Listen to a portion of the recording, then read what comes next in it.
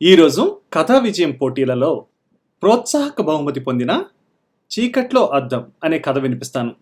రచన వాడపల్లి చంద్రశేఖర్ వర్మ గారు. వినిపించినది రే బాలకృష్ణ.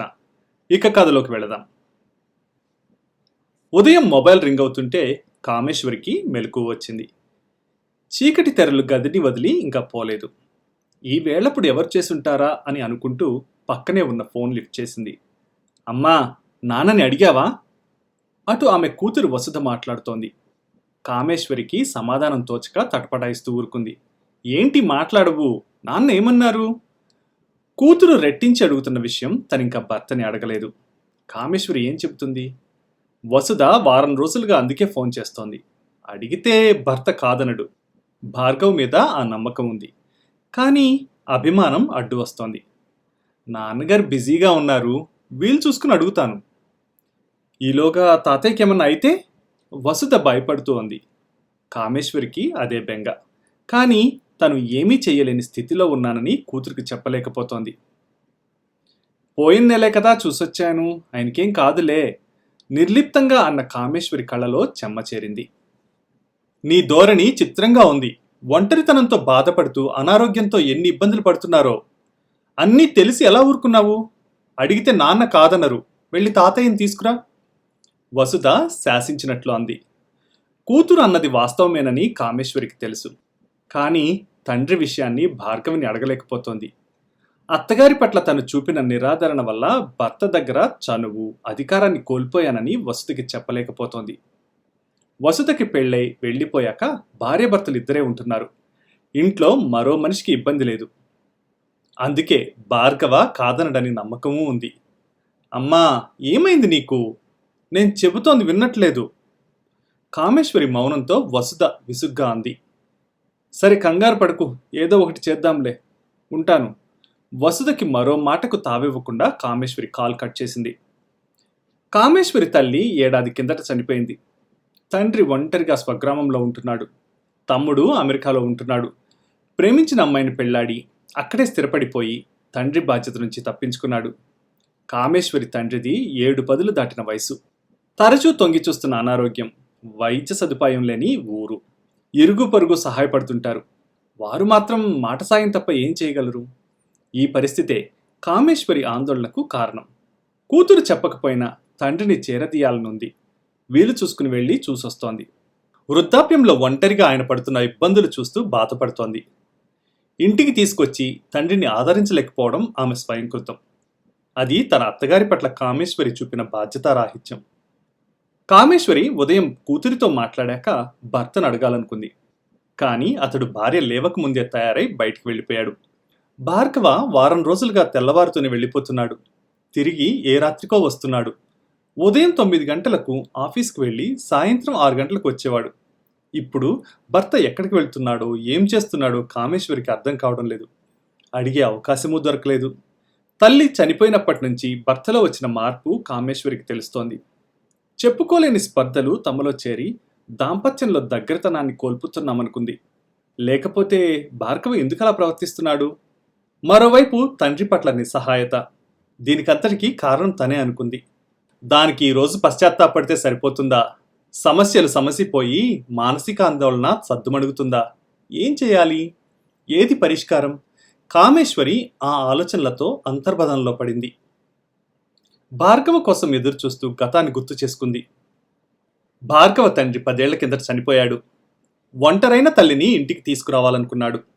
అందుకు కామేశ్వరి అంగీకరించలేదు. అత్తగారిని ఆదరించడానికి నిరాకరించింది. చేరతీస్తే పరిచర్యలు, ఆర్థిక ఇబ్బందులు మీతపడతాయనుకుంది. బాధ్యత నుంచి తప్పించుకోవడానికి ఆమెకు అనేక కారణాలు కనిపించాయి. అత్తగారికి పుట్టింటి భరణంగా సంక్రమించిన ఆస్తిని అమ్మి ఆ డబ్బు కూతురికి ఇచ్చిందన్న అసూయ, కొడుక్కి వాటా ఇవ్వనందుకు అక్కస్సు పెంచుకుంది. అత్తగారు చేసింది సాంప్రదాయంతో పాటు న్యాయబద్ధమైంది. కానీ స్వార్థ బుద్ధితో ఆమెపై స్పర్ధ చూపించింది. పైగా నెల నెలా వస్తున్న పింఛన్ని కూతురికే ఇచ్చుకోమని అత్తగారి బాధ్యతను ఆడపడుచు మీదకి నెట్టేసింది. తల్లిని చేరదీయాలన్న భార్గవ ఆలోచనని కామేశ్వరి పడనీయలేదు. భార్యను ఒప్పించలేక బాధపడ్డాడు. తల్లి మీద ప్రేమ ఉన్నా కామేశ్వరి దురుసుతనం భరించడం కష్టమని తెలుసు. పంతాలు పట్టింపులకి పోయి తీసుకొచ్చినా అత్తగారిని గౌరవంగా చూడదన్న అనుమానమూ ఉంది. చెల్లెలి దగ్గరే తల్లికి సదుపాయం సుఖం ఉంటుందని ఊరుకున్నాడు. అలా సంసారంలో సర్దుకుపోయాడు. ఒకసారి తల్లికి బాగోలేదని తెలిసి భార్యతో కలిసి వెళ్ళాడు. అనారోగ్యంతో మంచం పట్టిన తల్లిని చూసి బాధపడ్డాడు. వార్ధక్యంలో ఉన్న తల్లిని చేరతీసి సేవ చేయలేకపోతున్నందుకు సిగ్గుతో చితికిపోయాడు. దీనికంతటికీ కారణమైన భార్యపై మనసులో తృణీకార భావం తొంగి చూసింది. ఆ కోపంలో భార్యకు బుద్ధి చెప్తే గాని మానసిక క్షోభ చల్లారదనుకున్నాడు. కామేశ్వరి భర్త మొహంలోని మార్పుని పసిగట్టింది. మంచం పట్టిన అత్తగారిని ఇంటికి తీసుకువెళ్లాల్సి వస్తుందన్న భయం మొలకెత్తింది. ఆమె ఊహించినట్టుగానే ఆ ప్రస్తావన వచ్చింది. భార్గవా, ఎన్నాళ్ళో బతకన్రా, చివరి రోజుల్లోనైనా నీ దగ్గర ఉండాలనుంది, తీసుకెళ్ళవు? చేతులు పట్టుకుని తల్లి దీనంగా అడుగుతుంటే భార్గవ చలించిపోయాడు. బయటపడని దుఃఖం మనసులో సుడిగుండమైంది. కామేశ్వరి ఉలిక్కిపడి అంతలోనే తేరుకుంది. కదల్లేని స్థితిలో ఉండి ఎలా రాగలరు? దూర ప్రయాణం చేయలేరు అని కలగచేసుకుంది. కోడలి దురుసు స్వభావానికి భార్గవ తల్లి పేలవంగా చూసింది. కూతురింట్లో కాలం చేస్తే నా కొడుక్కి గౌరవప్రదం కాదు. అత్తగారి మాట పట్టించుకోనట్లు కామేశ్వరి ముఖం చిట్లించింది. తన గురించి తప్పిస్తున్న తల్లి ఎదుట భార్గవ దోషిలా నిలబడ్డాడు. అలాగే అమ్మా, వీలు చూసుకుని వచ్చి ఓ వారం రోజుల్లో తీసుకెళ్తాను. కొడుకు మాటకు తల్లి కళ్ళల్లో ఆశ మరిసింది. వస్తావు కదూ, అంతవరకైనా బతకాలనుంది. తల్లి చూపులకు భార్గవ కళ్ళల్లో నీళ్లు నిలవలేదు. ఇంటికి తిరిగొచ్చిన మరునాడే తండ్రికి బాగోలేదని కామేశ్వరి ఊరు వెళ్ళిపోయింది. భార్య ఆంతర్యం భార్గవికి అర్థమైంది. కామేశ్వరి వారం తర్వాత తిరిగొచ్చింది. ఆ రోజే అతడి తల్లి చనిపోయింది. కామేశ్వరి నిద్రలో తుళ్ళిపడి లేచింది. గుండెల్లో గుబులు, వెన్నులో వణుకు, భయంతో ఆమె శరీరం కంపిస్తోంది. చూపులు చలిస్తూ పక్కకి చూసింది. పడక మీద భార్గవ ప్రశాంతంగా నిద్రపోతున్నాడు. భర్త పక్కన ఉండటంతో స్థిమితపడింది. కాసేపటికి కలగన్న విషయం లీలగా స్ఫురణకి వచ్చింది. చిత్రమైన కల, గుండెల్లో ఉద్విగ్నత రేపి భయం కలిగించిన కల. ఆకాశం నుంచి మహాజ్యోతి వెలుగు దిగి మనిషిగా మారి తనకు దగ్గరగా వచ్చింది. కళ్ళలోకి దివ్యకాంతితో చూస్తూ ఏదో అడుగుతుంటే భయంతో మెలకువ వచ్చేసింది. కలలోని రూపం జాడలు, బెడ్లైట్ నీలం కాంతిలో కదలాడుతున్నట్లు తోచింది. కామేశ్వరికి జడుపు పుట్టింది. భయం పెరిగి నోరు తడారిపోయింది. మంచినీళ్ల కోసం చూసింది. పక్కన సైడ్ టేబుల్ మీద బాటిల్ లేదు. రాత్రి పెట్టడం మర్చిపోయినందుకు అసహనంతో నిందించుకుంది. హాల్లో ఉన్న ఫ్రిడ్జ్ దగ్గరికి వెళ్ళడానికి ధైర్యం చాలడం లేదు. దాహంతో ప్రాణం పోయేటట్టుంది. తప్పదని కామేశ్వరి భర్తను లేపింది. ఏమండి? వీడని ఆమె గొంతు వణికింది. భార్గవలో ఉలుకు పలుకు లేదు. మిమ్మల్నే లేవండి, భుజం మీద గట్టిగా తట్టి లేపింది. భార్గవ ఉలికిపటిగా కళ్ళు విప్పాడు. భార్యను చూసి గతుక్కుమన్నాడు. మొహం ఎర్రగా కందిపోయి నుదుటున పట్టిన చెమటకు కుంకుమ జారి కురులు చెదరి బెదురు చూపులతో ఉన్న కామేశ్వరి జడుపు పుట్టించింది. ఏమైంది? భార్గవ గాబరా పడుతూ అదాటుగా లేచి కూర్చున్నాడు. దాహం అంటూ కామేశ్వరి గుటకలు మింగింది. భార్గవ ఆమె ఆందోళన చూసి నిద్రలో పీడకలొచ్చి భయపడుతోందనుకున్నాడు. తెస్తానుండు అని మంచినీళ్ల కోసం వెళ్ళబోతుంటే కామేశ్వరి వారించింది. వెళ్ళొద్దు, నాకు భయంగా ఉంది, బెదిరిపోతూ అంది. ఎందుకలా కలవరపడుతున్నావు? లైట్ వేస్తానుండు. భార్గవ తలగడ పక్కనున్న స్విచ్ వేశాడు. గదిలో వెలుతురు పడగానే కామేశ్వరి భయం తగ్గినట్లనిపించింది. తేలిగ్గా ఊపిరి తీసుకుంది. వెళ్ళి మంచినీళ్ళు తెచ్చాడు. కామేశ్వరికి దాహం తీరి గుండెదడ తగ్గింది. పీడకలొచ్చిందా? అంతలా భయపడ్డావు? కాసేపు ఆగి భార్గవ అడిగాడు. అది కళ కాదేమో? కామేశ్వరి తలుచుకుంటూ అయోమయంగా చూసింది. మరి? భార్గవ విస్మయంగా అన్నాడు.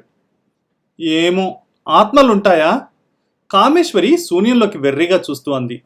భార్య మానసిక స్థితిని ఆమె మాటల్లోనే అర్థం చేసుకోవాలనుకున్నాడు భార్గవ. మనసులో సంఘర్షణతో లేనివి ఊహించుకుంటున్నావు. కామేశ్వరి కనురెప్పలు విప్పార్చి భర్త మొహంలోకి గుచ్చి చూసింది. కాదు, తీరని కోరికలతో చనిపోయిన వారి ఆత్మలు మన మధ్యనే ఉంటాయట. భార్గవ్కి తల్లి గుర్తుకొచ్చింది. చివరి దశలో తన దగ్గర ఉండాలని కోరుకుంది. అది జరగలేదు. కారణం కామేశ్వరి. భార్య తన తప్పు తెలుసుకుందనుకున్నాడు భార్గవ. అందుకే చనిపోయిన అత్తగారిని తలుచుకుని పశ్చాత్తాపంతో భయం పుట్టి ఆత్మ అన్న భ్రాంతిలో పడిందనుకున్నాడు. అదంతా నీ భ్రమ, భయంలోంచి పుట్టిన భ్రాంతి. భర్త మాటకు కామేశ్వరి కాదన్నట్లు చూసింది. మీకు నమ్మకం లేకపోవచ్చు, కానీ నిజం. అచ్చం అత్తగారిలా ఉంది. దేదీప్యమైన వెలుగు నుంచి పుట్టి నా పక్కనే కూర్చుంది. అది ఆత్మే. నన్నేదో అడుగుతుంటే భయంతో మెలకువ వచ్చేసింది. కామేశ్వరి కళ్ళలో భయం మళ్ళా చేరింది. సరే, అమ్మ ఆత్మ వస్తే భయం దేనికి? భార్గవ ప్రశ్నకు కామేశ్వరి దగ్గర సమాధానం లేదు. తెల్లబోయి చూసింది. మనకి బుద్ధి కొరవడినప్పుడు తప్పులను కాలమే వేలెత్తి చూపుతుంది. అప్పుడు చింతనలోంచి సంఘర్షణ మొదలై వివేకంతో పాటు భయము పుడుతుంది. ఆ భయమే ఆత్మ అన్న నీ భ్రాంతి. భార్గవ ప్రశాంతంగా వివరించాడు. అర్థం చేసుకునే క్రమంలో కామేశ్వరి తన గురించి తెలుసుకుంది. వివేకంతో ఆలోచించు. అమ్మ మన మంచిని కోరుకుంటుంది. తప్పులు క్షమించి ఆశీర్వదిస్తుంది. భార్గవ భార్యను ఆత్మీయంగా చూస్తూ అన్నాడు. రామేశ్వరి పశ్చాత్తాపంతో వస్తున్న దుఃఖాన్ని నిలవరించలేక ఏడుస్తూ భర్త గుండెల మీద వాలిపోయింది.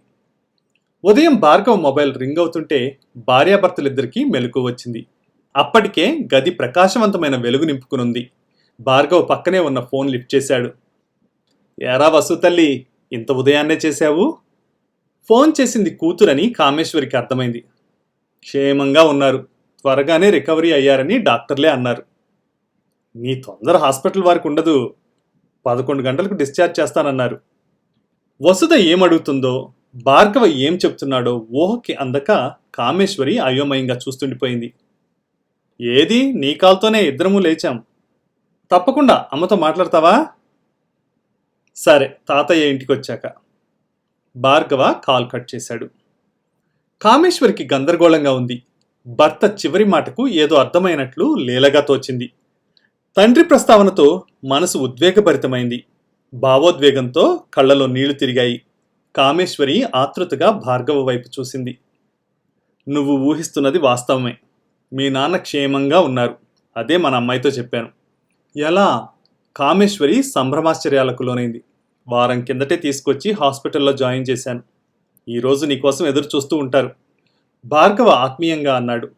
భర్త ఔదార్యానికి కామేశ్వరి మనసు కృతజ్ఞతతో నిండిపోయింది. ఏం అనడానికి మాటలు రాక నీళ్లు నిండిన కళ్లతో భార్గవని చూస్తుండిపోయింది. ఇంకా కన్నీరెందుకు? త్వరగా తయారైతే వెళ్ళి మీ నాన్నగారిని తీసుకొద్దాం. భార్గవ తొందర చేశాడు. కామేశ్వరి మనసు ఆర్ద్రతతో నిండిపోయింది. కన్నీళ్లు తుడుచుకుంటూ సంతోషంగా లేచింది. చీకటి గదిలోని అద్దం, వివేకం లేని మనసు ఒక్కటే. అద్దానికి వెలుగు, మనసుకి వివేకాన్నిచ్చే బుద్ధి కావాలి. భార్గవ, వసుధ కలిసి కామేశ్వరికి అదే ఎరుకపరిచారు. చీకట్లో అద్దం. ఈ కథ ఇంతటితో సమాప్తం.